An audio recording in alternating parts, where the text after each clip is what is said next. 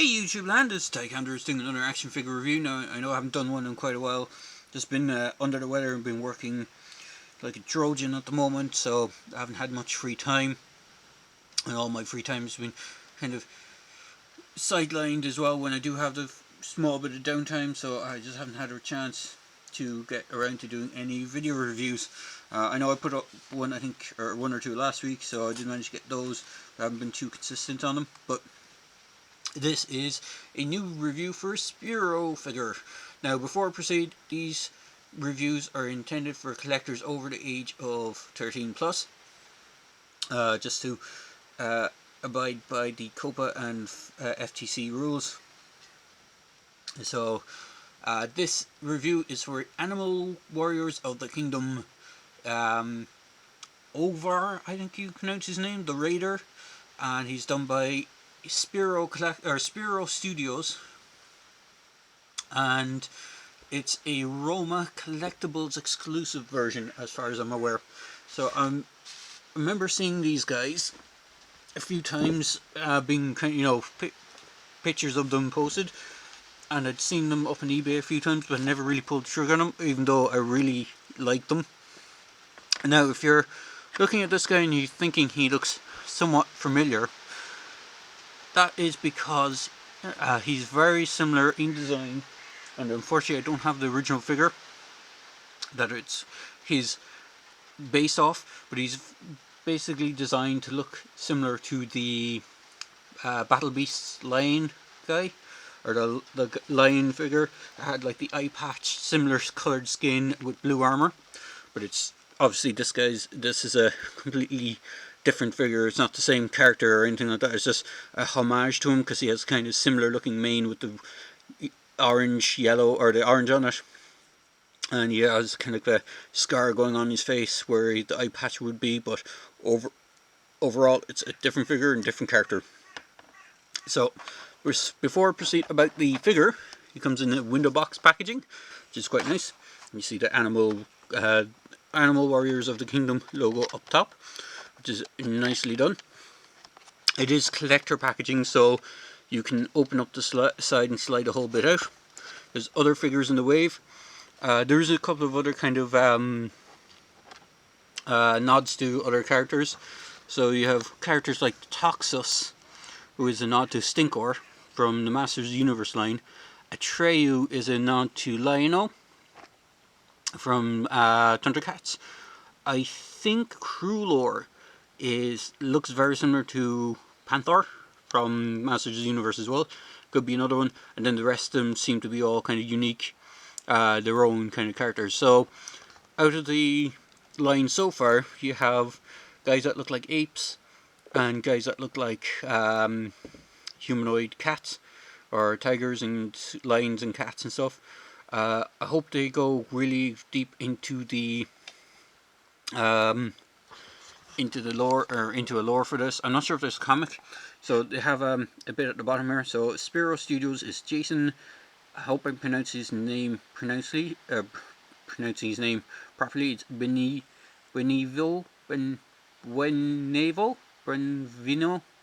Brandon Gray, Joseph Hernandez, Fabio Carlos Colio, and character bios by Eddie Salvador III.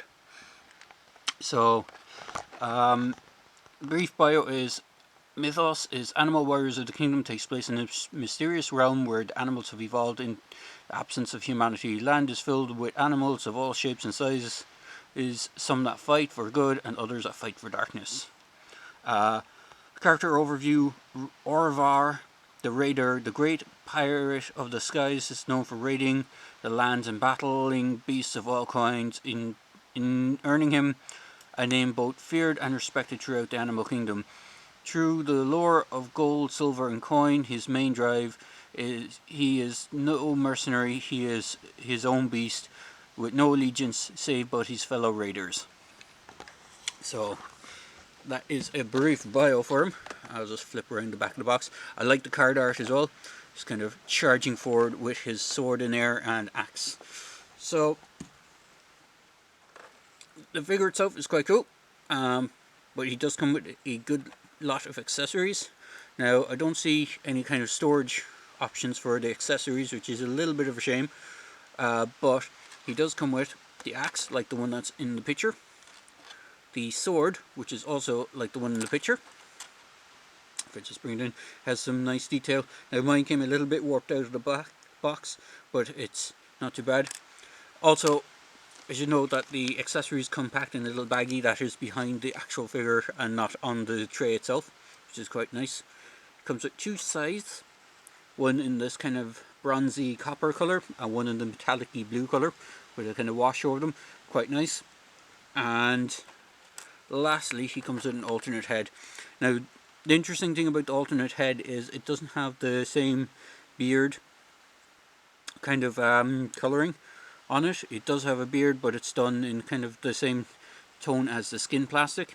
So it is kind of designed, I think, to be a different character if you want to be. It's not supposed to be like an armoured up version of this guy. So the figure himself is quite nicely sculpted. He has quite a good bit of articulation. Now the only downside I had with this figure when I got him straight out of the packaging is this hand here was a little bit snapped. But I threw a little bit of super glue. It's just at the tip of the hand here where the knuckles are. Was a bit bit kind of broken, but I threw a bit of super glue on it and seems to have done the trick. Touch wood that it won't give me any more issues. But I think it was just mine. It was just maybe whatever way it came out of the mold, it was a little bit awkward. But overall, really nice figure. So just to bring, if we can just get him to stand a little bit, he does have armor plates that are removable, which hopefully I will get into in a minute. And if you're hearing stuff smacking off the roof in the background, it's because it's raining quite heavily over here. So forgive me in advance if you can hear if my audio sounds a little scratchy. So he does stand just around the 4 inches with the ears.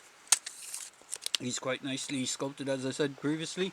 Now, I think most of these cat style ones all use the same kind of buck and body, and they have unique heads and armor plates and stuff, because the armor is actually quite removable on these. So if I just remove these are the easiest parts to remove. I haven't seen a way of removing the waist one without probably pulling the ball joint off of the waist, but I don't want to overstress it and do it. And then you should be able to, I think, if you pull the head off, you might be able to detach the shoulder ones. I don't know. Again, they seem to be one single piece, but they were probably draped over the arms. I'm not sure how they're constructed, and I don't really want to force anything that shouldn't be forced once it's assembled. It's possible you could probably heat them up and pop off the sockets with the joints. So shoulders can go up about that much. It is hindered by the armor. They can rotate around. Without the armor they would do a full 360, but because the armor gets in the way a slight bit, it is a rubbery, like it's not a solid plastic, it's like a little bit of a rubber armor, but it does get in the way a tiny bit. I do love the fact that he has like a metallic blue and a kind of matte blue. There's these kind of king-like things on the shoulder pauldrons. He has spots of red, spots of copper. There's quite nice paint apps on him. Head is all on a ball joint. Now the way it's done is, if I just bring in the spare head, you see the ball joint is in the base of the neck and the base, and it goes down to the base of the head. So when you pop it off, there's a section. Don't really want to do it on screen. If I can wiggle it, no, I won't force it. But again, I would recommend maybe heating up the plastic before doing so, just so you don't overstress the plastic on these. He has a single joint elbow with a nice 90-degree bend and a rotation in that, so you can get full 360 on that. Again, he has a hinge on the wrist and a swivel on the wrist as well. Now, his left wrist goes in and out, whereas the right one goes up and down instead of in and out, and it also still has the rotation. His legs can do the splits that much. Probably could do a little bit more, but this waist piece is hindering it a slight bit. Go forward that much, back that much. Dual hinge knees, which are quite nice. He has ankles with a swivel. His ankles are quite big, probably just to give him the extra extra stability when you're standing him up. But as I said, he has armor. What's interesting is, does it have? You have a hinge piece on the front part of the armor, so when you clip it on, it shouldn't really get in the way of the ankle articulation. I'm not sure if I put the left and right. This is right, so yeah. So this is left, or they have it in just inside the back of the plate to say which is which. And I think the wrist guards have left and right. Don't think so. They seem to be somewhat identical, so you can swap them around. And again, the wrist guards have that matte blue with metallic blue on it as well. Oh good, the rain has stopped. So overall, really like this figure series. I kind of wish I gotten more. I have another one on the way, which I ordered from eBay. I got this one from eBay as well. But I think you should be able to get them on Big Bad Toy Store. I'm not too sure, but eBay seems to be your best bet. And maybe if you check the actual Spiro Studios website, I think they had a website listed on the back of that, did they? Spiro.studio. You might be able, they might have a list of vendors that hold their product. So for a size comparison, I will bring in my Mezco Jason 40s, the Jurassic World pilot from the Destructosaur set. If I can get him to stand. He doesn't really like standing on this too much. Come on, stand up. It seems to be a bit. There we go. Batman from the Spin Masters line. So you can see a couple of different size comparisons. One of the Hayato's Predators, if I'm just getting to stand properly. Just pop him in the back and he's probably going to go flying forward on me. Hang on, let me just adjust his legs a little bit. See if I can get him to stand. One of the Fortnite figures, which I can't remember his name off the top of my head. Oh, and there goes everyone. Yeah, it was bound to happen. I was trying to get too many people in at the same time. Oh, I should point out also, he does have 2 peg holes on the bottom of his feet. He doesn't come with any figure stand, but he does have peg holes on the bottom of his feet. You should hopefully be able to find some sort of stand that will hopefully work with him. And then just for one last size comparison, because I have him handy, it's Bud Bundy from the Funko figure line. So you can see the size comparison between all these 3 3/4 inch and 4 inch figures. So he stands in between them.